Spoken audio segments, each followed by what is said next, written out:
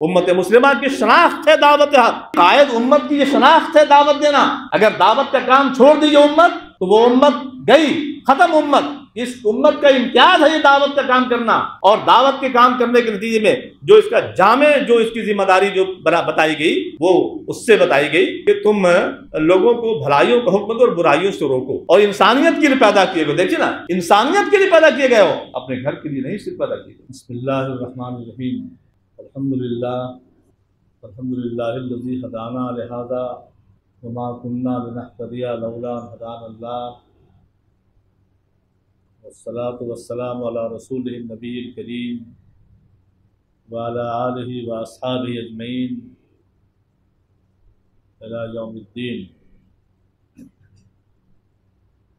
اعوذ باللہ من الشیطان الرجیم، بسم اللہ الرحمن الرحیم۔ انا ارسلناک شاہدا ومبشرا ونذیرا وداعیا الی اللہ باذنہ وسراجا منیرا، صدق اللہ العلی العظیم۔ وقال هو الذی ارسل رسولہ بالہدی ودین الحق لیظہرہ علی الدین کلہ ولو کرہ المشرکون۔ وقال یا ایھا الرسول بلغ ما انزل الیک من ربک وإن لم تفعل فما بلغت رسالته واللہ یعصمک من الناس۔ وقال کنتم خیر امۃ اخرجت للناس تأمرون بالمعروف وتنہون عن المنکر وتؤمنون باللہ، صدق اللہ العلی العظیم۔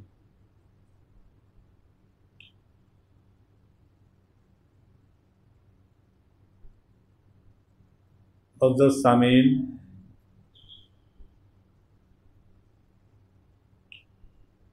قرآن مجید کی چند آیتیں آپ کے حوالہ سماعت کی ہیں۔ پہلی آیت کا جو ترجمہ ہے کہ بلا شبہ ہم نے آپ کو شاہد، مبشر اور نذیر بنا کر کے بھیجا، اور اللہ کے اذن سے داعی اللہ بنا کر کے بھیجا، اور روشن چراغ بنا کر کے بھیجا۔ دوسری آیت جو آپ کے سامنے پیش کی گئی کا ترجمہ کہ وہی وہ ذات ہے جس نے اپنے رسول کو ہدایت کے ساتھ اور دین حق کے ساتھ بھیجا تاکہ وہ اس دین کو تمام ادیان پر غالب کر دے۔ ایک آیت سورہ مائدہ کی پیش کی گئی آپ کے سامنے، اس کا ترجمہ ہے کہ اے رسول صلی اللہ علیہ وسلم، آپ پر جو کچھ آپ کے رب کی جانب سے نازل کیا گیا ہے اس کو پہنچا دیجیے، اور اگر آپ نے ایسا نہیں کیا تو گویا اس کی رسالت کا حق ادا نہیں کیا،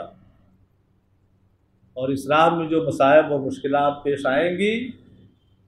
اللہ تعالیٰ آپ کو محفوظ رکھے گا، اس سے لوگوں سے محفوظ رکھے گا۔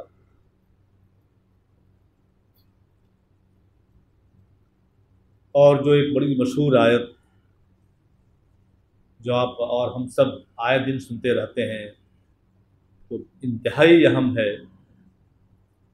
کہ تم بہترین امت ہو، ساری امت مسلمہ کو خطاب کر کے پوری دنیا انسانیت کے ان تمام نفوس قدسیہ کو خطاب کرتے ہوئے یہ بات کہی جا رہی ہے جنہوں نے کلمہ طیبہ کے انقلابی بول بول کر اپنے آپ کو حلقہ اسلام میں شامل کر لیا ہے۔ یہ فرمایا جاتا ہے کہ تم بہترین امت ہو، اور برپا اس لیے کیے گئے ہو، یہ امت نکالی اس لیے گئی ہے، لوگوں کے لیے نکالی گئی ہے، لوگوں کے لیے پیدا کی گئی ہے، اور مقصد یہ ہے، کام جو مقصد ہے لوگوں کو نکالی گئی ہے، فریضہ یہ ہے کہ تم لوگوں کو بھلائیوں کا حکم دو اور برائیوں سے روکو۔ آج پوری دنیا انسانیت کو اگر تقسیم کیا جائے ایک جہت سے تو دو گروہوں میں تقسیم کیا جا سکتا ہے۔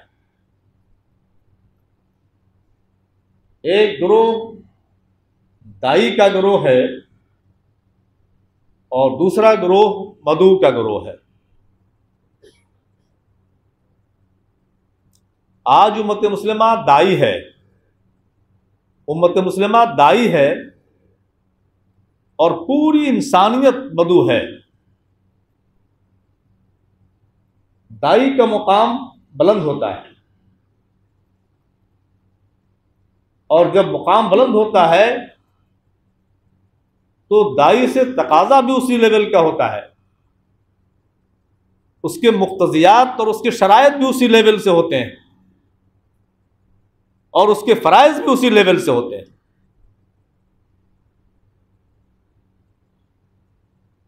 یہ باعث شرف ہے ہمارے لیے اور آپ کے لیے کہ ہم دائی گروہ میں ہیں۔ دائی لیڈر ہوتا ہے۔ جب کسی تقریب میں، کسی پروگرام میں آپ جاتے ہیں، دوسری تقریبات، کھانے پینے کی تقریبات اور جو مادی تقریبات ہوتی ہیں، ان میں آپ کی نگاہ جمی رہتی ہے وہ کون ہے، دائی کون ہے، وہ صاحب کہاں ہیں، جنہوں نے دعوت دی ہے وہ کہاں ہیں، ان کو لوگ تلاش کرتے رہتے ہیں یا ان پہ نگاہیں جمتی ہیں لوگوں کی۔ اور مدعوین بہت سے لوگ ہوتے ہیں، مدعوین کی تلاش میں اگر ایک دوسرے سے مل جائے تو اچھی بات ہے، نہیں ملے تو کوئی بات نہیں ہے، لیکن دائی کو لوگ دیکھنا چاہتے ہیں، اور دائی کو ہر لحاظ سے وہ آئیڈیل دیکھنا چاہتے ہیں، نمونہ دیکھنا چاہتے ہیں۔ کوئی اس پروگرام میں ظاہر ہے جو کچھ کمی اور کوتاہی ہوگی تو اس کی ذمہ داری اس پر ہوگی، اور جو اس میں اچھائی ہوگی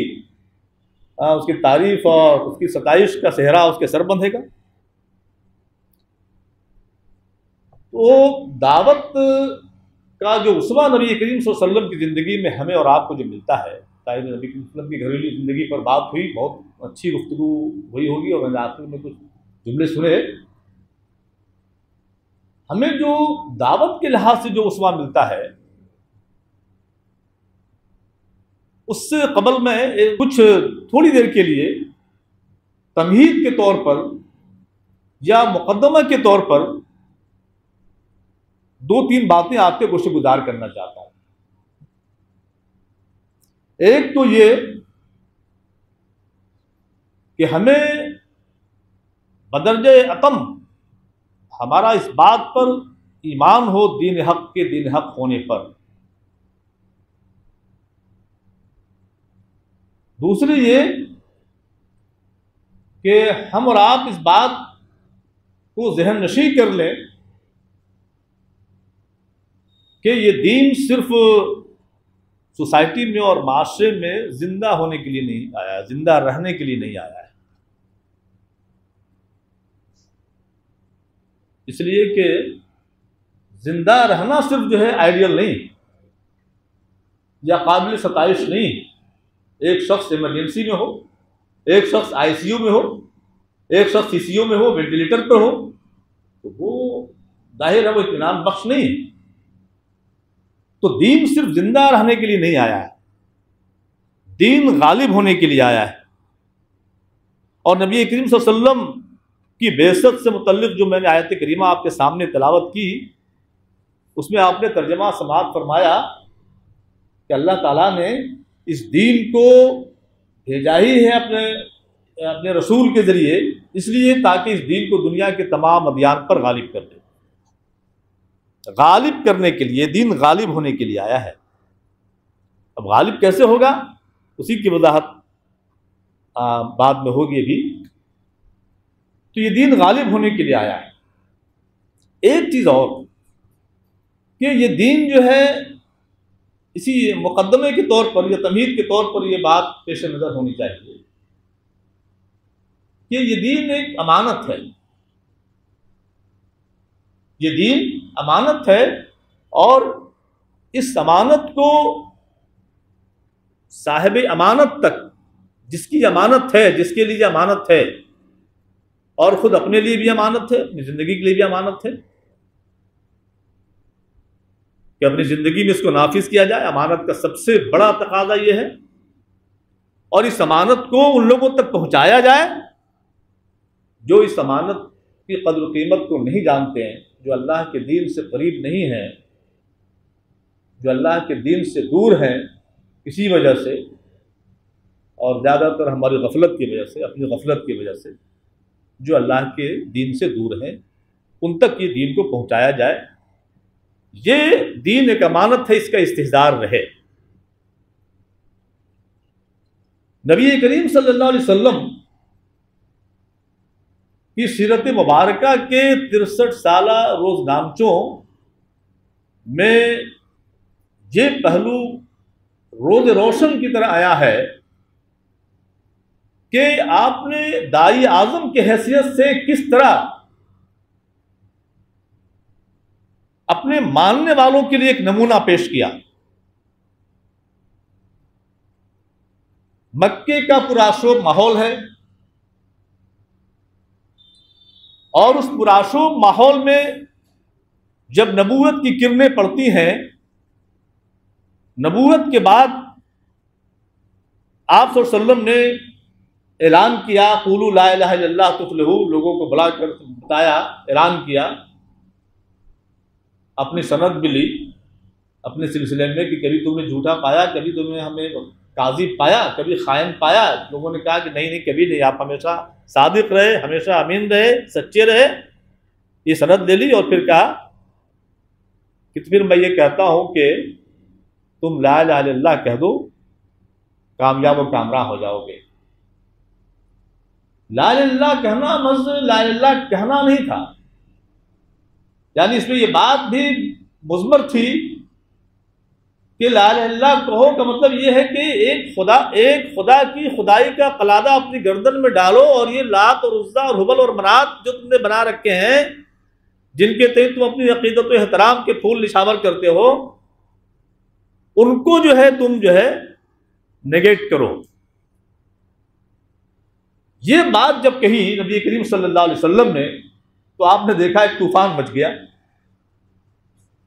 ابو لہب بھی آ گیا، ابو لہب بھی پیدا ہو گیا، یعنی پیدا تو پہلے ہو گیا تھا، لیکن وہ اپنے کردار میں جو ابو لہبی کردار تھا اس حیثیت سے وہ سامنے آ گیا۔ تبن لک یا محمد الہذا جماعتنا، بربادی ہو ہے محمد تیرے لیے صلی اللہ علیہ وسلم، تو نے اس لیے جمع کیا تھا ہم کو کہ ہم اپنے جو ہے معبودوں کو چھوڑ دیں، اپنے باپ دادا کے معبودوں کو چھوڑ دیں۔ ابو لہب، ابو جہل، عتبہ، ولید، سب سارے لوگ پیدا ہو گئے۔ کیا آپ نے کبھی غور یہ کیا کہ نبوت سے پہلے، اس اعلان سے پہلے نبی کریم صلی اللہ علیہ وسلم پر کوئی اعتراض اور کوئی گشت نمائی اور کبھی کچھ یہ نہیں ہو رہی تھی؟ جب اپنے لحاظ سے، اپنے طرز سے جب عبادت کر رہے تھے، اور کسی صرف جو ہے وہ یہاں جا کے غار حرا کے اندر جا کر کے ایک جو مانوس طریقہ تھا اس وقت کا، اس لحاظ سے کر رہے تھے، اور کسی کو برا بھلا نہیں کہہ رہے تھے۔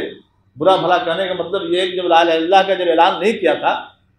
سارے معبودان باطل کے جھوٹے ہونے کا اعلان نہیں کیا تھا، تو آپ نے دیکھا کوئی مخالفت ہوئی تھی؟ کوئی مخالفت نہیں ہوئی۔ اور آج بھی یقین جانیے، اگر ہم دین کو یہی سمجھتے ہیں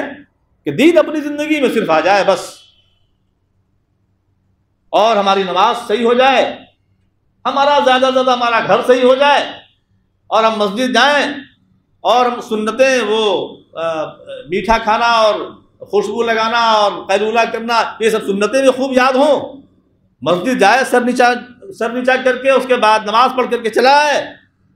معاشرہ عام طور پر 99% معاشرہ یہ کہتا ہے بہت نیک آدمی، اس کو کسی سے کوئی مطلب نہیں، کسی سے کوئی مطلب نہیں۔ لیکن جب آپ یہ کریں گے، راستے میں کچھ چیزیں ملیں گی آپ کو، قابل اعتراض چیزیں ملیں گی، اور کہیں گے یہ کیا ہو رہا بھائی، یہ تو نہیں ہونے دیں گے ہم۔ جب آپ یہ کہیں گے، ایک چور کو کہیں گے کہ تم یہ حرکت جو تم کر رہے ہو یہ ناقابل برداشت، ایک زانی کو جب آپ کہیں گے کہ یہ جو تم عمل کر رہے ہو اس کے اثرات صرف تم پر نہیں پڑ رہے ہیں، پوری سوسائٹی پر پڑ رہے ہیں، تو پھر آپ کے خلاف مہادارائی ہوگی مہادارائی۔ تو اصل مرحلہ یہاں شروع ہوتا ہے، اصل معاملہ یہاں شروع ہوتا ہے کہ آپ کو اول مرحلہ میں اس بات کا انکار کرنا ہے کہ جتنے بھی باطل خدا ہیں سب جھوٹے ہیں۔ اب ہر دور میں باطل خدا الگ الگ ہوتے ہیں، ہر دور میں باطل خدا الگ الگ ہوتے ہیں، کبھی یغوث یعوق اور نصر تھے، کبھی باطل خدا، کبھی پتھر کے بت سے تھے، صرف جو ہے حضرت ابراہیم علیہ السلام نے اعلان برات کیا تھا اور نمرود تھا وقت کا، اور کبھی لات عزا ہبل اور منات۔ اور آج کے دور کے جو جھوٹے خدا ہیں، آج کے دور کے جو معبودان باطل ہیں، حیرت ہوگی آپ کو اگر آپ ذہن دوڑائیں تو آج کے دور کے جو جھوٹے خدا ہیں ان جھوٹے خداؤں سے ہر جگہ خطرہ ہے، ہر چوراہے پر ملیں گے، ہر شاہراہ پر ملیں گے، ہر گلی میں ملیں گے، ہر گھر میں ملیں گے، ہر آفس میں ملیں گے، ہر دفتر میں ملیں گے۔ نفس تو جھوٹا خدا، نفس تو ہے ہی جھوٹا خدا۔ کتنے اوقات دن بھر میں کتنے اوقات جو ہے اپنے نفس کی بات مانتے ہیں، یہ آپ اور ہم تو جائزہ لے لیجیے۔ برادری کو ہم کس حد تک ترجیح دیتے ہیں اور کس حد تک قابل اتنا سمجھتے ہیں معاملات میں، بھائی جو بھی ہو جائے بھائی ہماری برادری کا معاملہ ہے، ہم برادری کو نظر انداز نہیں کریں گے صاحب۔ اب ٹھیک ہے آپ جو بات کہہ رہے ہیں بہت صحیح کہہ رہے ہیں، آپ کی بات بڑی درست ہے، لیکن ہم برادری کو نظر انداز نہیں کرنے جا رہے ہیں کسی بھی قیمت پر نہیں، اور ہم اپنے معاملات طے کریں گے تو برادری کی بنیاد پر طے کریں گے صاحب۔ آپ دیکھ رہے ہیں علاقائیت کو ہم کس حد تک جو خدا مانتے ہیں۔ خدا ماننے کو سرنڈر کرنا، سبمیشن ہمارا سرنڈر کرنا، خدا ماننے کا مطلب یہ ہے کہ علاقائیت کے سامنے ہم سرنڈر کرتے ہیں۔ آج بھی ٹھیک ہے وہ فلاں بہار کا ہے، ٹھیک ہے بہار کا ہے، بس وہ کافی ہے میرے لیے کہ بہار کا ہے، بس ہم اسی کی یہ کریں گے، ہم اسی کی تائید کریں گے، کسی بھی قیمت پر جو ہے ہم اس کے علاوہ کسی کو نہیں چاہیں گے۔ ہمارے لیے وہی جو ہے قابل توجہ ہے، وہی ہمارے لیے قابل قدر ہے، اور بس وہی قیمتی ہمارے لیے ہے۔ علاقائیت جھوٹا خدا، اور مسلک دیوبندی بریلویت، بھائی ہم تو بریلوی ہے صاحب، کوئی سوال نہیں پیدا ہوتا ہے کہ بھئی آپ کی بات یعنی اس طرح سے سرنڈرنگ ہے مسلک کے سامنے، اس طرح سرنڈرنگ ہے کہ ناقابل بیان۔ جو حالات ہو رہے ہیں اور جو مظاہر ہوتے ہیں، خونی مظاہر تک سامنے آتے ہیں، وہ آپ اور ہم سب جانتے ہیں۔ انا اور اقتدار، یہ جھوٹا خدا، اپنی انا کو تسکین دینا ہے، بھئی میں کرسی پہ بیٹھا ہوا اس کا بھی خیال کرنا، تم بول رہے ہو باتیں بول رہے ہو ٹھیک ہے اپنی جگہ صحیح۔ ان ساری چیزوں کو ہمیں جس طرح حضرت ابراہیم علیہ السلام نے انی وجہت وجہی للذی فطر السماوات والارض حنیفا وما انا من المشرکین کہہ کر کے، اور جس طرح سے نبی کریم صلی اللہ علیہ وسلم نے یہ اعلان کر کے اور عملی ثبوت پیش کر کے یہ کیا کہ میں نے اپنا رخ اس ہستی کی طرف کر لیا ہے جس نے آسمانوں کو پیدا کیا، جس نے زمین کو پیدا کیا، میں حنیف ہوں، ساری دنیا سے کٹ کر کے ایک خدا کا علمبردار ہوں، اور میں جو ہے مشرکوں میں سے نہیں ہوں۔ یہ اعلان کیا، اور یہی اعلان نبی کریم صلی اللہ علیہ وسلم نے فرمایا ان صلاتی و نسکی و محیای و مماتی للہ رب العالمین۔ آپ غور فرمائیے، یہ اعلان آپ بھی کرتے ہیں، آپ بھی قربانی کے وقت بھی کرتے ہیں، پڑھتے ہیں دعا یہ پڑھتے ہیں، اس کے علاوہ یہ پڑھتے ہیں۔ پہلی آیت پڑھی انی وجہت وجہیہ، یہ آپ اور ہم پڑھتے ہیں، ہمیشہ پڑھتے ہیں۔ کیا ہماری نماز، ہماری قربانی، ہمارا مرنا، ہمارا جینا سب کچھ اللہ رب العالمین کے لیے ہوگا، لیکن ہمارا عمل دیکھیے کیا ہے، علاقائیت، برادری، نفس، مکتب فکر، اور یہ سارے جھوٹے خدا ہیں۔ ان سارے جھوٹے خداؤں سے اعلان برات کرنا ہوگا۔ جب ہم دنیا کی قیادت کا بار، جب دنیا کی قیادت کی جو ذمہ داری ہے، تو دنیا کی قیادت کی ذمہ داری جب ہم سنبھال سکیں گے، دعوت حق جو ہے یہ دنیا کی قیادت کی ذمہ داری انجام دینا ہے۔ امت مسلمہ کی شناخت ہے دعوت حق، قائد امت کی یہ شناخت ہے دعوت دینا۔ اگر دعوت کا کام چھوڑ دی یہ امت تو وہ امت گئی، ختم امت۔ اس امت کا امتیاز ہے یہ دعوت کا کام کرنا، اور دعوت کے کام کرنے کے نتیجے میں جو اس کا جامع، جو اس کی ذمہ داری جو بتائی گئی، وہ اس سے بتائی گئی کہ تم لوگوں کو بھلائیوں کا حکم دو اور برائیوں سے روکو، اور انسانیت کے لیے پیدا کیے گئے. دیکھیے نا، انسانیت کے لیے پیدا کیے گئے ہو، اپنے گھر کے لیے نہیں صرف پیدا کیے گئے، اپنے ڈرائنگ روم کے لیے صرف پیدا نہیں کیے گئے، اپنے صرف سجانے کے لیے اپنے کچن کو اور اپنے گھر کو اور ہر طرح سے آرام و آسائش کے لیے اپنے گھر کو آئیڈیل بناؤ، اس کے لیے پیدا نہیں کیے گئے ہو. اپنے اعزاء اور اقربا کے لیے نہیں پیدا کیے گئے ہو، پوری دنیا انسانیت کے لیے پیدا کیے گئے ہو، اور پوری دنیا انسانیت کا تم حق ادا کر سکتے ہو. اس طرح حق ادا کر سکتے ہو کہ لوگوں کو مخلوق کو خالق سے ملا دو، مخلوق کو خالق سے ملا دو، اور اس ذمہ داری کے انجام دینے کے خوگر بن جاؤ. یہ بڑی ذمہ داری ہے. اس راہ میں جب یہ شرط کے طور پر، یہ پہلی شرط جو ہے، آپ کو استقامت کی راہ اختیار کرنی ہے. جب آپ جھوٹے خداؤں کا جب انکار کریں گے، لا الہ الا اللہ جب کہیں گے، جب سارے معبودان باطل کا انکار کریں گے، جن معبودان باطل کا تذکرہ میں نے کیا، ان معبودان باطل کا انکار کریں گے، تو لڑائی تو ہونی ہے، نبرد آزمائی تو ہونی ہے، اختلافات ہونے ہیں، طرح طرح کی مصیبتیں آنی ہیں. نبی کریم صلی اللہ علیہ وسلم کا اسوہ آپ کے سامنے ہے. کیا آپ صلی اللہ علیہ وسلم کو شبیب طالب میں قیدی نہیں بنایا گیا 3 سال تک، اسی راہ میں، اسی دعوت کے راہ میں؟ کیا آپ صلی اللہ علیہ وسلم کو خانہ کعبہ کے صحن میں ہی کئی مرتبہ قتل کی پلاننگ نہیں کی گئی آپ کے بارے میں، اور آپ کو زد و کوب نہیں کیا گیا؟ کیا آپ صلی اللہ علیہ وسلم کے لیے طائف کا مرحلہ جاکاہ نہیں آیا؟ کیا آپ صلی اللہ علیہ وسلم کے سامنے اور دوسرے چیزیں، یہاں تک کہ غزوات اور سرایا بھی لڑنے پڑے، غزوات اور سرایا بھی شریک ہونا پڑا، یہ ساری پریشانیاں آئیں؟ اللہ تبارک و تعالیٰ تو آپ سے کہتا ہے، وعدہ کرتا ہے، آپ سے یہ کہتا ہے کہ لَنَبْلُوَنَّكُمْ بِشَيْءٍ مِّنَ الْخَوْفِ وَالْجُوعِ وَنَقْصٍ مِّنَ الْأَمْوَالِ وَالْأَنفُسِ وَالثَّمَرَاتِ وَبَشِّرِ الصَّابِرِينَ الَّذِينَ إِذَا أَصَابَتْهُمْ مُصِيبَةٌ قَالُوا إِنَّا لِلَّهِ وَإِنَّا إِلَيْهِ رَاجِعُونَ. اللہ تعالیٰ یہ فرماتا ہے کہ ہم تم کو آزمائیں. ایمان والوں کی آزمائش ہوتی ہے، اور ایمان والوں کی آزمائش بالعموم مصیبتوں کے ذریعے ہوتی ہے، دیکھ کر کے آزمائش نہیں ہوتی ایمان والوں کی. ایمان والوں کو جب ملتا ہے، ایمان والوں کو جب دیا جاتا ہے تو وہ تو حسنہ ہوتا ہے. ربنا آتنا فی الدنیا حسنہ جو مانگتا ہے ایمان والا کہ اللہ تعالیٰ میں دنیا میں بھی حسنہ دے اور آخرت میں بھی حسنہ دے، تو وہ تو حسنہ ہوتا ہے. ایمان والوں کو دے کے نہیں آزمایا جاتا ہے، ایمان والوں کو لے کے آزمایا جاتا ہے. اور یہ بھی سن لیجیے، آزمائش ایمان والوں کی ہی ہوتی ہے. جو تو پوری دنیا انسانیت پیدا ہوئی آزمائش کے لیے. الذی خلقکم لیبلوکم ایکم احسن عملا، اسی نے تم کو پیدا کیا ہے تاکہ آزمائے کہ کون اچھا کام کرتا ہے. لیکن اصل آزمائش کا جو یہ سلسلہ شروع ہوتا ہے لا الہ الا اللہ کہنے کے بعد، وہ ایمان والوں کے لیے. جہاں سورہ بقرہ کی آیت جو میں نے پڑھی آپ کے سامنے، وہ صرف ایمان والوں سے خطاب ہے، ایمان والوں کے علاوہ کسی سے خطاب نہیں ہے کہ ہم تم کو آزمائیں گے مال کے ذریعے، جان کے ذریعے، پھلوں میں نقصان پہنچا کر کے، ہر طرح سے. یہ تو سمبولکس ہے. ہر طرح کی جو مصیبتیں آئیں گی ان کے ذریعے تم کو ہم آزمائیں گے. لیکن ان کے لیے سپید سحر کی بشارت ہے، ان کے لیے روشن صبح کی بشارت ہے جو اس پر جمے رہتے ہیں. فرمایا نا وَبَشِّرِ الصَّابِرِينَ الَّذِينَ إِذَا أَصَابَتْهُمْ مُصِيبَةٌ قَالُوا إِنَّا لِلَّهِ وَإِنَّا إِلَيْهِ رَاجِعُونَ. کہ ان کو بشارت دے دیجئے محمد صلی اللہ علیہ وسلم کہ جب مصیبت آتی ہے تو کہتے ہیں کہ ہم تو اللہ کی امانت ہے صاحب، ہم تو اللہ کی امانت ہے. یہ ہمارا جسم، ہمارا مال، ہمارا وقت، سب کچھ جو کچھ ہے میرے پاس نعمت کی شکل میں، سب اللہ کی امانت ہے. اور انہی کے بارے میں کہا جاتا ہے اولئک علیہم صلوات من ربہم واولئک هم المہتدون. انہی پر اللہ تبارک و تعالیٰ کے افضال و ہدایات ہوتی ہے، اور وہی جو ہے ہدایت یاب ہے.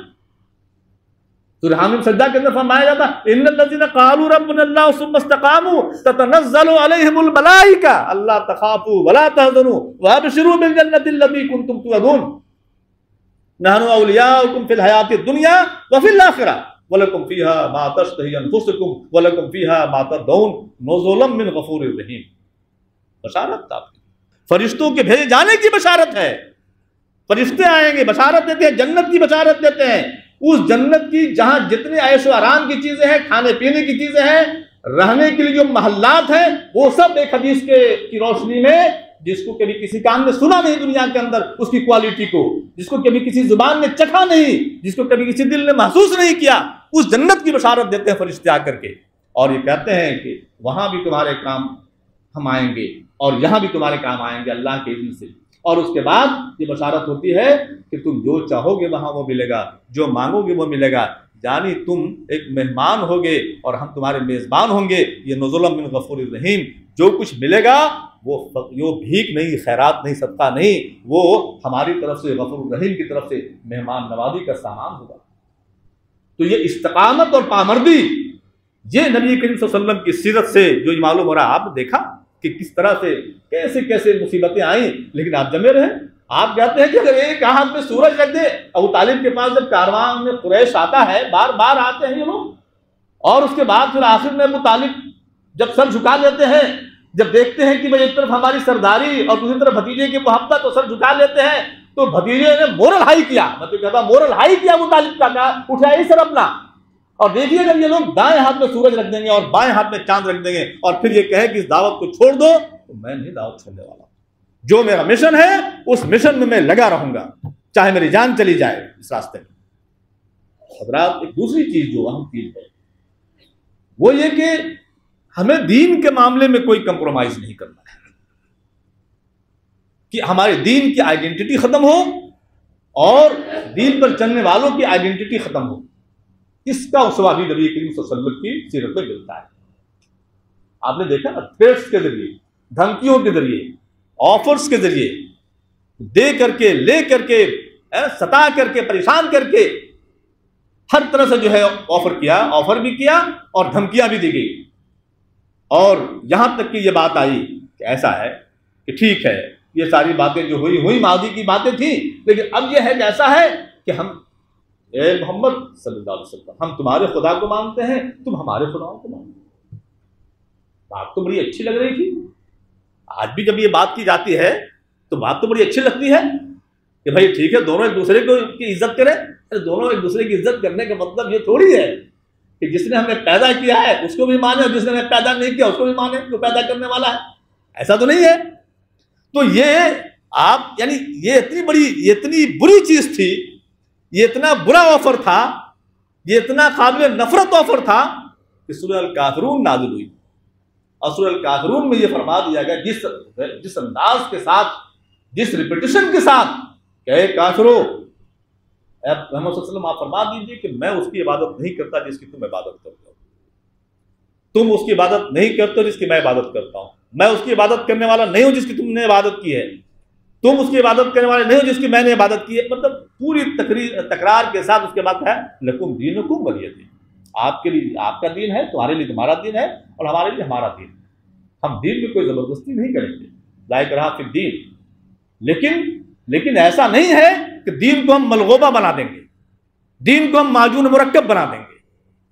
دین کی آئیڈینٹی برقرار رہے گی۔ یہ سبق ملتا ہے نبی کریم صلی اللہ علیہ وسلم کی دعوتی زندگی میں، اس پہلو سے یہ سبق ملتا ہے۔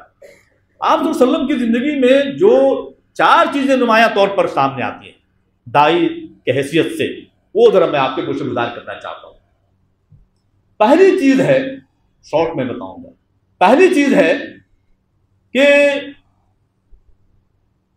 اخلاص ہو عمل میں۔ آپ اور ہم سب جانتے ہیں کہ اخلاص کے بغیر کوئی عمل بھی ایک بے جان جسم کی طرح ہو جاتا ہے۔ اگر اخلاص نہیں ہے آپ کی عبادتوں میں، ہماری عبادتوں میں اخلاص نہیں ہے، نماز میں، روزے میں، حج میں، زکوٰۃ میں، کچھ اور دوسرے جتنے دینی کام اس پہ اخلاص نہیں ہے تو بے جان جسم کی طرح سے ہو جاتا ہے۔ ایک تو اخلاص کا پہلو یہ ہے، اور دوسرا پہلو یہ ہے کہ ہم جس کے لیے کام کر رہے ہیں وہ یہ سمجھے کہ ہمارا مخلص ہے۔ میں اس لحاظ سے بات کرنا چاہتا ہوں کہ وہ یہ سمجھے کہ بھئی یہ بے لوث کام کر رہا ہے، بے لوث کام کر رہا ہے، اور اگر کام یہ کر رہا ہے تو صرف جو ہے اللہ کی رضا کے لیے کام کر رہا ہے، اور ہماری پریشانی پر جو ہے یہ ہماری پریشانی اس کے لیے وجہ تشویش بنی ہوئی ہے۔ ہم جو ضلالت اور گمراہی کے قعر عمیق میں بھٹک رہے ہیں، یہ پریشانی اس کے لیے وجہ تشویش بنی ہوئی ہے۔ یہ اپنا کوئی فائدہ نہیں چاہتا ہے،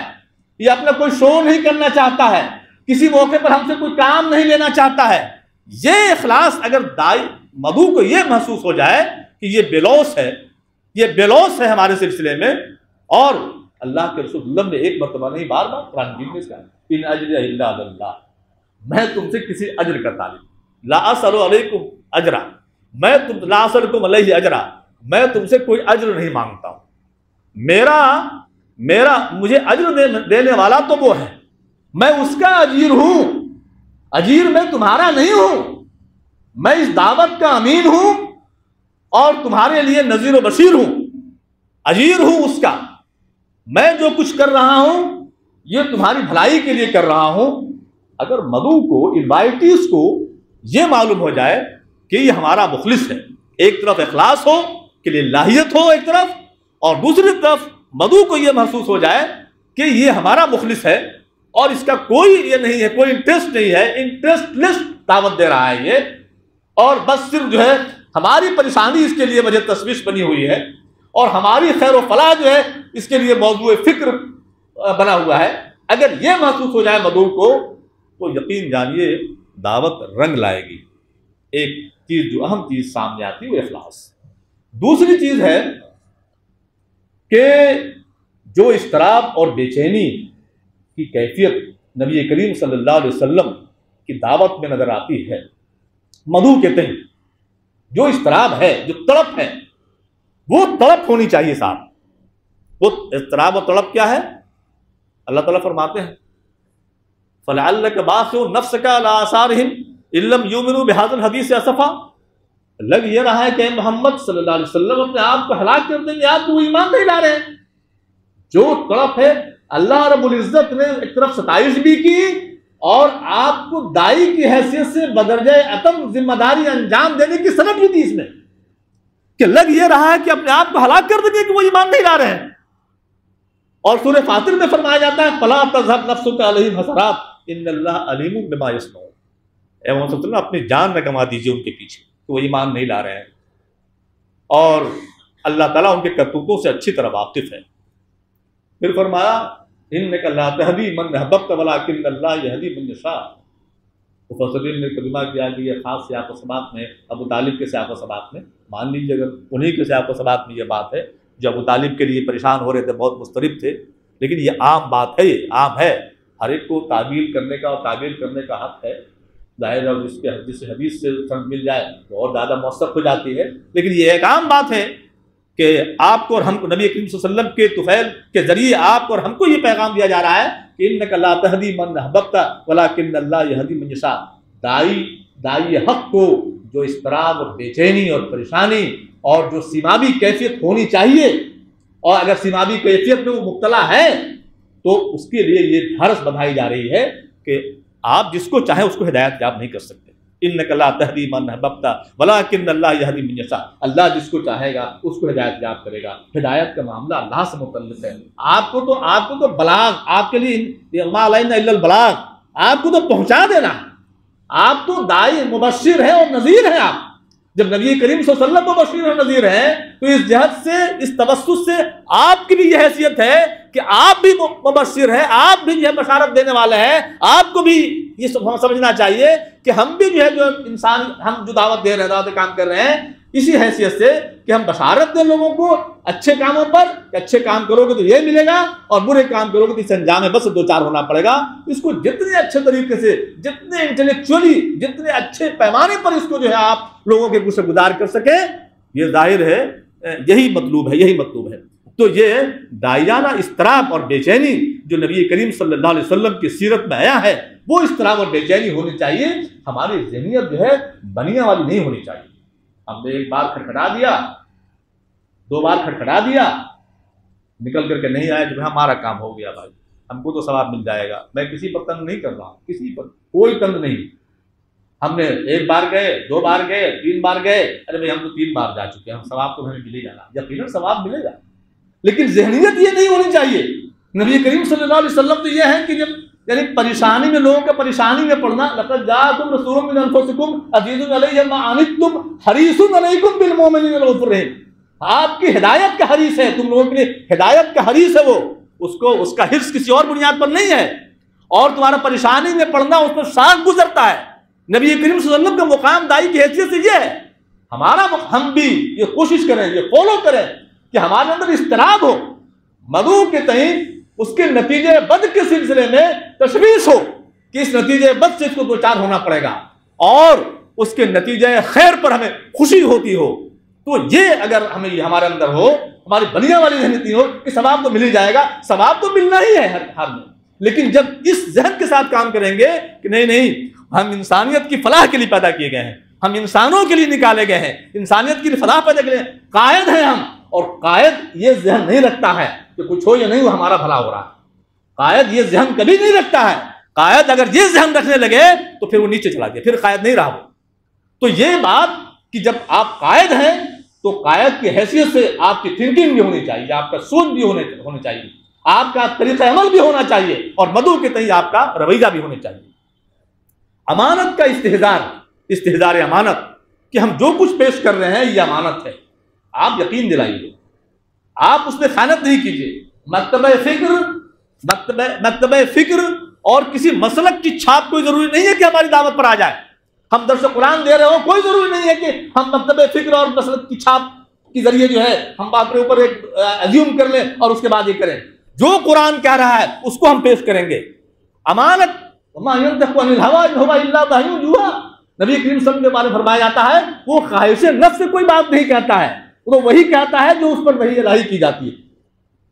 یہ امانت۔ اور کیا اگر وہ امانت میں خیانت کرے گا، اپنی طرف سے کوئی بات کہے گا، لوگ کہتے تھے نا کہ بھائی کوئی ایسی کتاب لے آؤ، مشرکین مکہ کہتے تھے کہ جس میں ہمارے معبودوں کی بھی ذرا عزت اور احترام تو کیا گیا ہو اور تمہارے معبود کی بھی عزت و احترام ہو۔ اللہ نے فرمایا، اللہ تعالیٰ نے کہا کہ آپ کہہ دیجئے کہ یہ میری طرف سے ہے ہی نہیں، یہ تو اللہ کی طرف سے ہے۔ قل انما انا بشر مثلکم یوحی الی انما الہکم الہ واحد، ہم پر تو وحی کی جاتی ہے، جو وحی کی جاتی ہے وہ میں کہتا ہوں تم سے۔ اور ایک جگہ فرمایا بڑی زبردست بات، وَلَوْ تَقَوَّلَ عَلَيْنَا بَعْضَ الْأَقَاوِيلِ لَأَخَذْنَا مِنْهُ بِالْيَمِينِ ثُمَّ لَقَطَعْنَا مِنْهُ الْوَتِينَ، اگر وہ ہمارے خلاف کوئی بات گڑھ کر کے کہے گا تو ہم اس کو جو ہے مضبوط ہاتھ سے پکڑ لیں گے اور اس کی شہرک بھی ہم کاٹ لیں گے۔ اللہ اکبر! آپ کوئی نہ آپ کا رجحان تھا نہ آپ یہ کوئی کرنے جا رہے تھے، لیکن اس آیت کے ذریعے آپ کو اور ہم کو یہ پیغام مل رہا ہے کہ ہم امانت میں خیانت نہیں کریں، جو ہم سمجھتے ہیں اسلام کو بے کم و کاست ایسے پیش کریں، اسلام کو صحیح تعلیمات کی روشنی میں، احادیث کی روشنی میں، قرآن پاک کی روشنی میں، ہم کسی مسلک اور کسی مکتبہ فکر کی چھاپ ہماری باتوں میں اور ہماری گفتگو میں نہیں ہونی چاہیے، جب یہ دعوت اثر کرے گی۔ اور ایک آخری بات اور چوتھی بات یہ کہ ہم اپنے آپ کو، اپنے کردار کو، اپنی شخصیت کو اس پوزیشن میں ہوں کہ مدعو معاشرے کے سامنے پیش کر سکیں کہ ہماری زندگی کھلی ہوئی کتاب کی طرح سے، ہم تمہارے درمیان 10 سال سے 20 سال سے 25 سال سے رہ رہے ہیں، تم نے ہمیں دیکھا ہوگا انسان کی حیثیت سے ہم غلطیاں کرتے ہیں، غلطیاں بھی کی ہم نے بھول بھی کیا، ہم نے کچھ کیا، حقوق اللہ بھی، حقوق العباد بھی تلف ہوئے، لیکن میں غدار نہیں ہوں تمہارے لیے، میری کتاب زندگی کھلی ہوئی ہے تمہارے سامنے۔ تمام انبیاء نے اپنی اپنی قوم کو اور خاص طور سے نبی کریم صلی اللہ علیہ وسلم نے فقد لبثت فیکم عمرا من قبلہ افلا تعقلون، میں تمہارے درمیان، تم آج یہ مجنون اور شاعر اور یہ یوں کہہ رہے ہو۔ آپ غور کیجئے گا کہ نبی کریم صلی اللہ علیہ وسلم کی مخالفت جب شروع ہوئی تو نبی کریم صلی اللہ علیہ وسلم کے کردار پر کچھ نہیں کہا گیا، کبھی غور کیجئے گا، کبھی کردار پر کچھ نہیں کہا گیا، کبھی طرح طرح سے ان کو الجھایا گیا، پریشان کیا گیا، لیکن آپ کے کردار پر کبھی چوٹ نہیں کی گئی۔ اور آپ یہ کہنے کی پوزیشن میں تھے، انہوں نے سند بھی دے دی تھی کہ آپ کو امین ہے، صادق ہے، 40 سالہ سند بھی مل رہی تھی، نبوت سے پہلے کی زندگی کی سند مل رہی تھی۔ تو مدعو اس لحاظ سے ہو، اپنی شخصیت کی تعمیر اس لحاظ سے کرے، اپنی شخصیت کو مزین اس لحاظ سے کرے کہ مخاطب معاشرے کے سامنے یہ کہنے کی پوزیشن میں ہو کہ ہماری زندگی تمہارے سامنے کھلی ہوئی کتاب کی طرح سے ہے، ہماری زندگی تمہارے سامنے کھلی ہوئی کتاب کی طرح سے ہے۔ اگر تم نے ہم کو کبھی بات ہی دیکھا، اگر ہم محنت پہ کتاب دیکھا تو بتاؤ تم نے اقدام نہیں پایا ہوگا، تم نے باغی نہیں پایا ہوگا، تم نے ہمیں مجرم عادی نہیں پایا ہوگا، تم نے ہمیں جو ہے ظالم نہیں پایا ہوگا۔ غلطیاں اور گناہ اور خطائیں تو ہوئی ہوں گی، اگر اس حیثیت سے اپنے کردار کو آپ پیش کر دیجئے تو یقین جانیے ہم مخاطب معاشرہ جو ہے وہ چو چرا نہیں کرے گا، آپ کی دعوت میں جان آ جائے گی۔ نبی کریم صلی اللہ علیہ وسلم کا اسوہ حسنہ دعوت کے سلسلے میں ہمارے سامنے اور آپ کے سامنے ہے بڑی لمبی گفتگو اس پر ہو سکتی ہے، لیکن دائر انشاءاللہ کی اور پھر گفتگو ہوگی۔ اور اس اسوہ حسنہ کو اگر ہم اور آپ اختیار کر لیں تو یقین جانیے ہماری دعوت میں جان آ جائے گی، اور جو ہم سمجھتے ہیں کہ اس دنیا کے اندر بھی اللہ نے چاہا کہ اس دنیا کے اندر بھی اس کے خوشنما اثرات، خوش آئند اثرات اور نتائج نما ہوں گے اور روح پرور منظر سامنے آئے گا، اور یقینی طور پر ہمارے لیے آخرت کی کامیابی تو مقدر ہے ہی۔ وآخر دعوانا ان الحمد للہ رب العالمین، واقول قولی ھذا واستغفر اللہ لی ولکم اجمعین واستغفروہ انہ ھو الغفور الرحیم۔